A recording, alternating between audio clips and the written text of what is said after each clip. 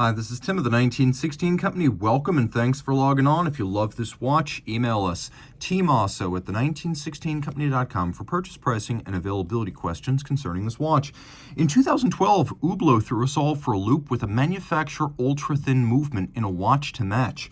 2 years later, 2014, it launched this variation on the theme. You're looking at the Hublot Classic Fusion Classico Ultra-Thin King Gold White Shiny Dial. Yes, that's what it's called. A thin watch with a big name. It's technically impressive, and it may cause you to reevaluate your opinion of Hublot. So the watch is 45 millimeters in diameter. It is only 8.5 millimeters thick. From lug tip to lug tip, 52.9 millimeters. We're going to throw it on my wrist, which is 16 centimeters in circumference. You'll find it fits quite well. You can see that the lugs are angled downward. Hublot has long been a master at making big watches fit reasonably on smaller wrists. So if your wrist is my size or larger, you're going to find this is a great match. So 16 centimeters circumference and up, and you can see over the top, down the barrel, and then the cuff shot, revealing that the watch will easily slide under a cuff. We have a strap that is, in Hublot's fashion, a matter of fusion. The original MDM Genève Hublot, when MDM was the brand and Hublot was the model, came out in 1980, and it paired a yellow gold case with a rubber strap. Well, here we have Rolex's rival. This is King Gold. Take that, Rolex Everose and Omega Sedna and Panerai Oro Rosso. We have a number of very red golds in the business today. Vacheron just calls it 5N red gold. So we have a lot of very intense red golds on the market today.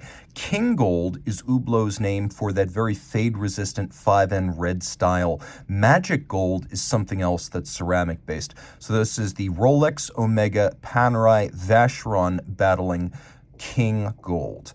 The strap is made of large rectangular scale alligator leather up on the top and then rubber on the bottom. So we've got that fusion once more. The gator is a high-grade cut. As you can see, the scales are large, rectangular, and symmetrical, which is always a generally expensive cut of the animal. We have a monotone stitch. The rubber separates the leather from the moisture, sweat, oils, and grit of the wrist so it will last longer.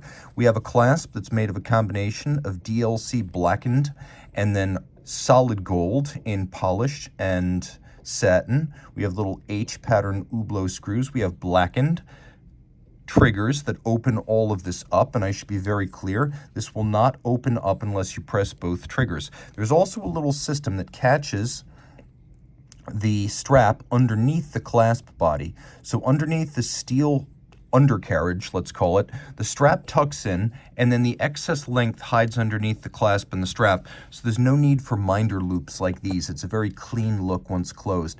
You can see that there's even an Hublot H hidden inside the clasp.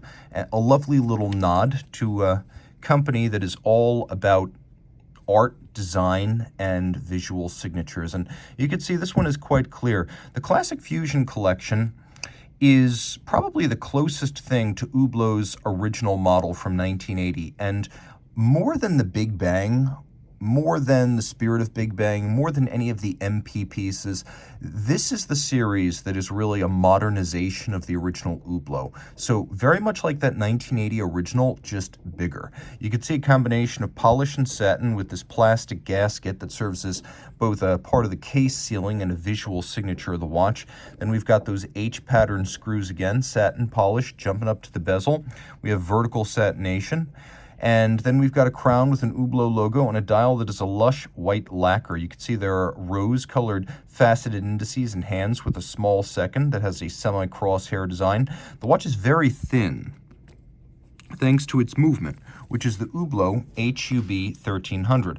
A broad movement, it's more notable for being very thin, only 2.9 millimeters thick. This is the 1301 variant.